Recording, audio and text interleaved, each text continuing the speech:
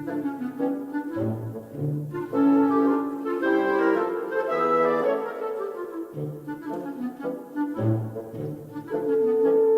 morning. It's Saturday, July 11th. And yesterday, the Supreme Court came down with two decisions involving President Trump's tax returns. He won one decision. Congress will not be allowed to see his tax returns. And he lost the second decision. The second decision involved the Southern District of New York, which has filed to be able to issue subpoenas against the president. Now, Trump has vehemently declared that he's immune from being subpoenaed by anything because he's the president. Well, evidently, the court has ruled that that's not the case. And of course, the subpoenas are to look at his tax returns. So before I get into that, I want to show you a clip of Donald and how we arrived at this situation over his tax returns. Because in the beginning, he was going to show his returns. Closer and closer to get the election and getting elected, his story changed. So I give you a brief recap of what happened, and then after you see that, we can talk a little bit more. Thank you.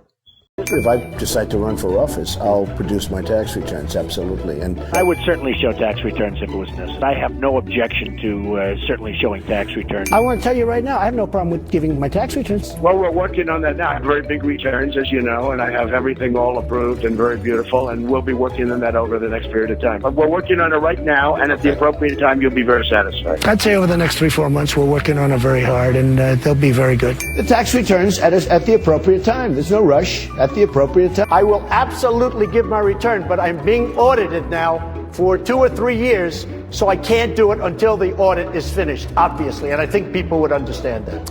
Obviously, if I'm being audited, I'm not going to release a return. As soon as the audit is done, I love it. I will really gladly give them. When the audit ends, I'm going to present them. That should be before the election. I hope it's before the election. And when the audit's complete, I'll release my returns. I don't know when that's going to be, but when the audit is complete, I'll release my returns. I have no problem with it. It doesn't matter. I will release my tax returns against my lawyer's wishes.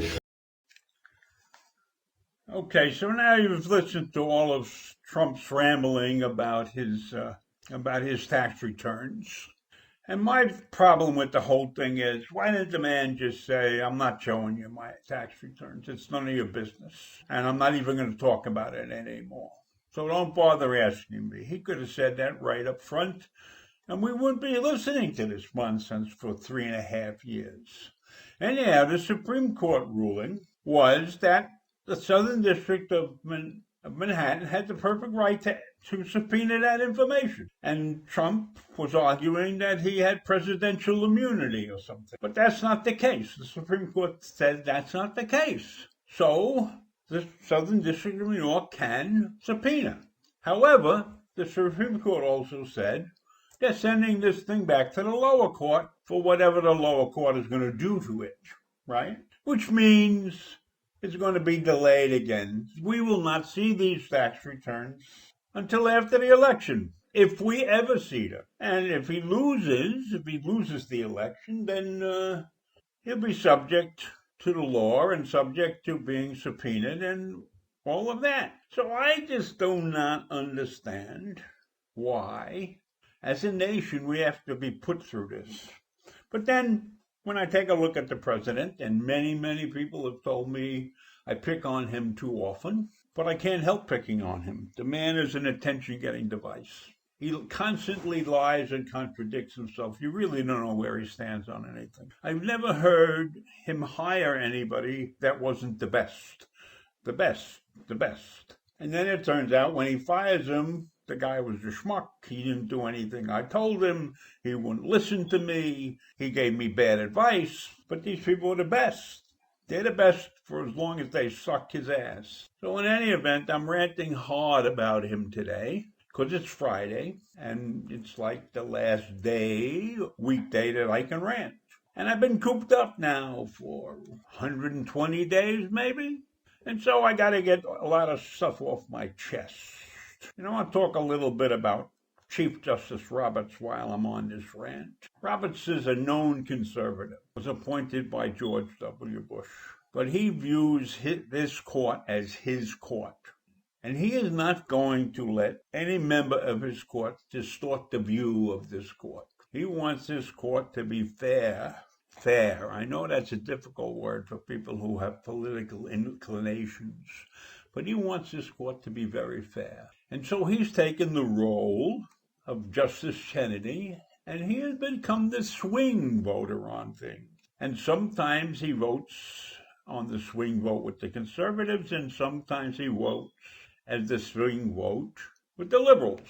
Now, the last couple of cases haven't been close. They've been 7-2, 7-2, 9-0. So it's not only he has changed his thinking, but he has moved several people, liberals from one side to the other and conservatives from one side to the other occasionally. So, in my opinion, the man is doing a wonderful job. He has been a swing vote against the Trump administration's effort to end DACA, Deferred Action for Childhood Arrivals, and once again the swing vote to strike down the Louisiana law that severely restricted access to abortions. So he is trying to be a stand-up guy. He will not let the court be overrun. And he wrote some very telling words when he and the court rebuked the president's last claim about immunity. He wrote, "In our judicial system, the public has a right to every man's evidence. And every man has included the President of the United States since the earliest days of our republic." So that's what he stands for. He wants to be fair.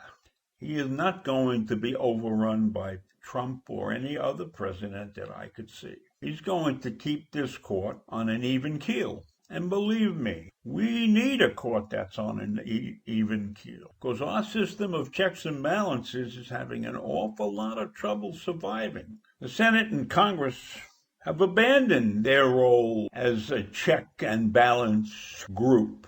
They are so divided that they can't come together on anything. So the court is the last place we can hope for anything. And Roberts is cognizant of the duties of a Chief Justice. He does not want his court to go down as hopelessly divided along political lines. He has no reason or obligation to help Trump or promote the administration's agenda. Justices serve life terms, so Roberts owes nothing to anybody and has nothing to gain from playing politics, for or against either party. And that's his credo. That's what he wants to be remembered for. In difficult times, people will be able to look at John Roberts and say, this guy did the best he could possibly do in sometimes an untenable position. In 2018, when Trump criticized the judiciary, Roberts has said, we do not have Obama judges or Trump judges or Bush judges or Clinton judges. We have an independent judiciary, and that is something we should all be thankful for.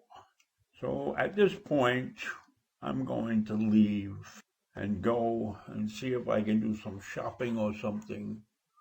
Get out of the house for a little while. I think it's been 120 days since we've been cooped up. Bye.